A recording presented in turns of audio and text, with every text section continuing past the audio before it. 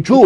իրենց այսպես ասենք պաշտոնանկ արեցին, որտեղ ճնշման ենթարկվեցին, ասում են պիտի հնազանդության ուխտ անեք մեզ, ոչ թե Սուրեն Պապիկյանին, էլի հնազանդության բարենորոգում են, նորոգիչներն են։ Այո, եւ քանի որ հնազանդության ուխտը չկար, հիմա իրանք բերելու են կարգալույսներին, այս ինստիտուտը իրանք պահելու են։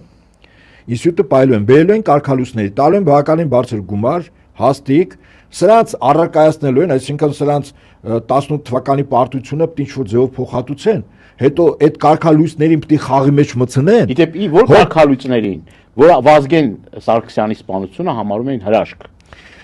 Ուրեմն ես կարգալույսների բաղարաշքեսի մոտավոր թվեր ասեմ։ Մեկը կա չէ իրանց։ Մոտավոր թվեր ասեմ, որին տիրապետում եմ։